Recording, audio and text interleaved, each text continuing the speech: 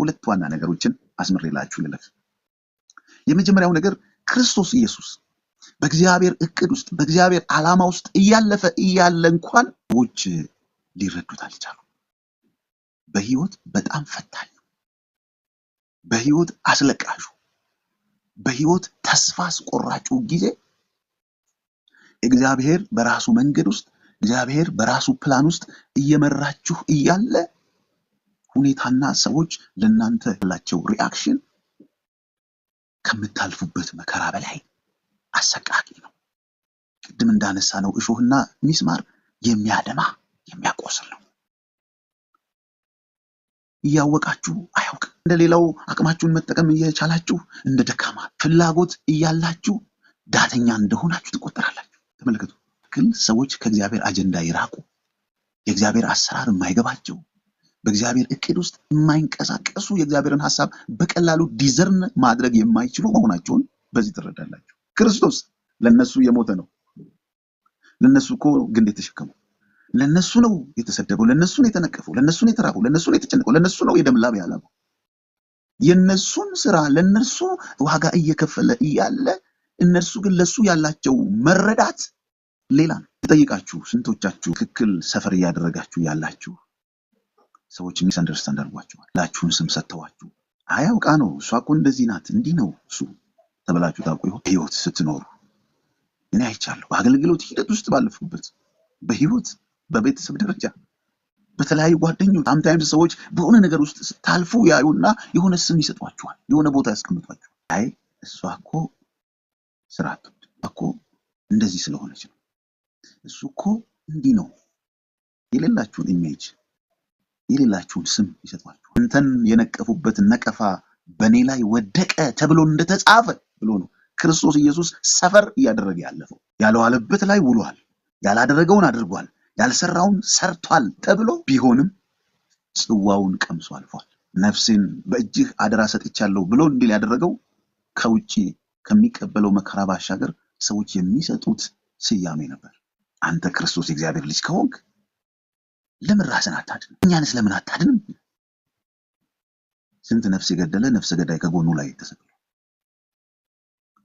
የምድር መንግስት እንወክላለን የሚሉ ወታደሮች በመቃናቱን እየመቱ በመስቀል ላይ ሆምጣጤ ያጠጡት ትንሽ መከራ ጋቢ በለልህ ጻድቁ ሰው እያሉ ያፌዙበት ነበር። ለዕዳው ያለ በደሉ ክርስቶስ ዋጋ ከፍሎ ነበር። መጽሐፍ ኢሳይያስ 53 ላይ ሲናገር ባየነውም ጊዜ እንወደው ዘንድ ደም ግባት አልነበረው። የእግዚአብሔር አጀንዳ ሲኖርባችሁ እንደዚህ ነው። ሁሉም ሰው እይታ ውስጥ አትገቡ። ሁሉ ሰው አያጨበጭብላችሁ። ሁሉ ሰው ጎራ ይዞ አይከተላችሁ። እንዲያውም በቡድን ተደራጅተው ያሟችኋል። በቡድን ተደራጅተው ስለናንተ ያወራሉ። ውድቀታችሁን ይሻሉ። አጀንዳ ትሆናላችሁ ለሰው። ባየነውም ጊዜ እንወደው ዘንድ ደም ግባት አልነበረውም። እንዲያውም በእግዚአብሔር እንደተቀሰፈ እንደተቸገረ እንደተተወን የቆጠር ነው ካርስ ነው ይሏችኋል ሰዎች። በህይወታችሁ ሰፈር እያደረጋችሁ ቢያንስ እንኳን ምን አለ ይስጠልዩላችሁ። ማህተመ ጋንዲ ሲናገር ሰዎችን ከቻሏችሁ አግዟቸው ይላል። ማገዝ ግን ካልቻሏችሁ ቢያንስ አትጉዷቸው ይላል። እንዲህ ስለሆነ ነው፣ እንዲህ ስለሆነች ነው፣ እንደዛ ስለሆነ ነው ብለው ሰዎች ስያሜ ይሰጧችኋል። ካርስ ነው ይላሉ። ሲፈልጉ ደግሞ መንፈሳውያን የሚሉ ደግሞ አርግማን ነው። በቃ እሷ ሁልጊዜ እንደዚህ፣ እሱ ሁልጊዜ እንደዚህ፣ እሱ ደግሞ ተባርኮ ነው። ፓርሻሊ እግዚአብሔር አደላና እሱም ባርኮት የሆነ ቁሳቁስ እንዲሰበስብ አደረገው። እዚህ ጋር ደግሞ ከእግዚአብሔር እውነት ጋር ሰፈር እያደረገ ያለውን ሰው ያለችው ደግሞ ካርስ ነው ብለው ይላሉ። ክርስቶስ እንደዚህ ነው የሆነው። እሱ ባላለፈበት መንገድ አናልፍም። ዓለም እኔን ተቀበላ ቢሆን ኖሮ እናንተን ትቀበላለች። እኔን ካልተቀበለች ደግሞ እናንተን አትቀበልም። እግዚአብሔር እውነቱን ውስጣችሁ አስቀምጦ እናንተ ውስጥ ያለውን እውነት የምታውቁ እናንተ ብቻ ናችሁ።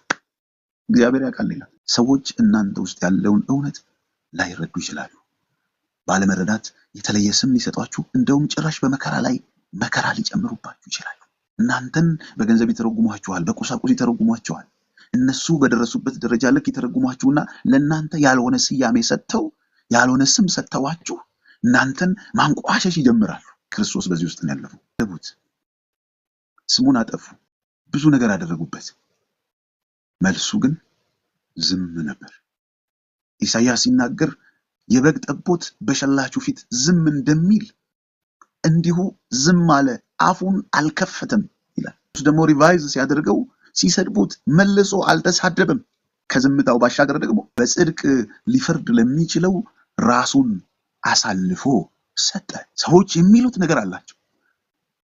ሰዎች የሚሰጡት ስያሜ አለ። ሰዎች በመከራው ላይ መከራ ይጨምሩበታል። ግን መልስ መስጠት እየቻለ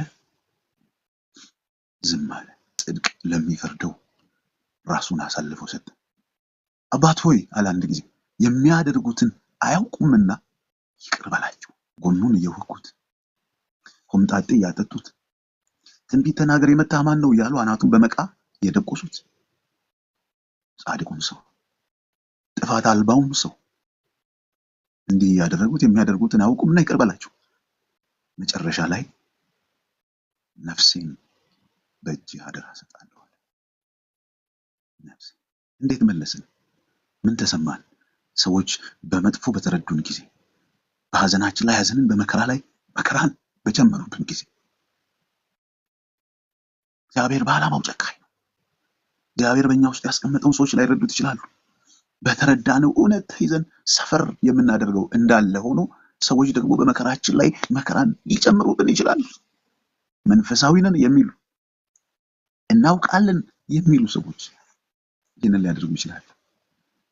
ክርስቶስ መልሱ እንደዚህ ነበር። ስለ እነሱ ማለደ፣ ይቅርታን ጠየቀ።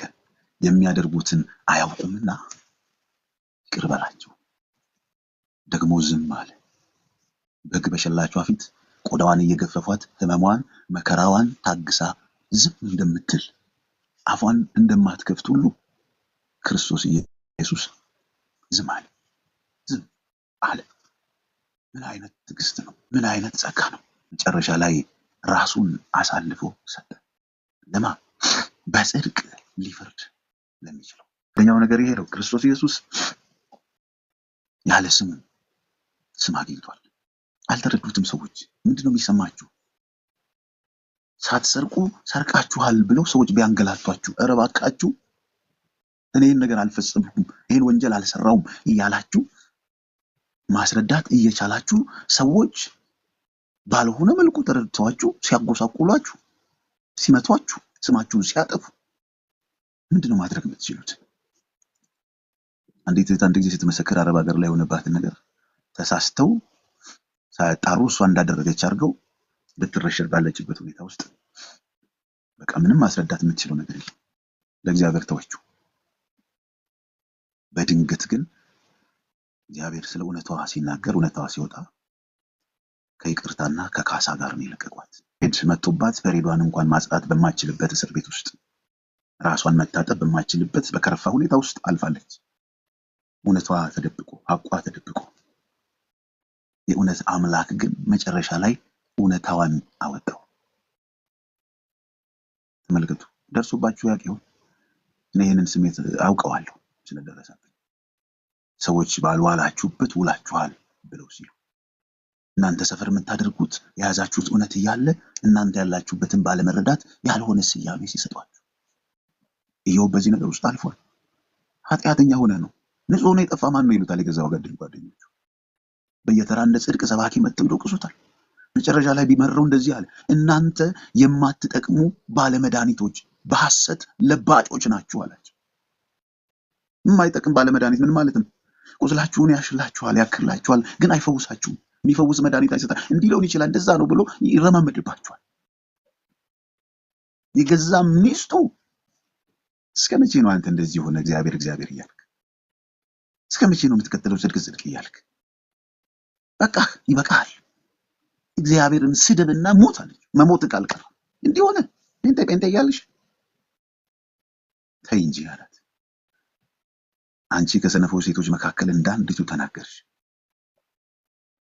ከእግዚአብሔር መልካም ነገር ብቻ ነው ወይ የምንቀበለው? ክፉስ ነገር ሲመጣ ሃሌሉያ ተመስገን ማለት መዘመር ማምለክ አይገባንም ወይ? ይሄ የውሻ መንፈስ ነው። ከእግዚአብሔር በተቀበለ ቁጥር የሚያመሰግን መንፈስ። ውሻ እጃችሁ ላይ የሆነ ነገር ካየ በር ላይ ጭራውን ይቆላል፣ ያለቃቅሳል፣ ይልሳችኋል። እጃችሁ ላይ ምንም ከሌለ ግን በተኛበት ተኝቶ ነው የሚልባችሁ። ምንም ፊድባክ የለም።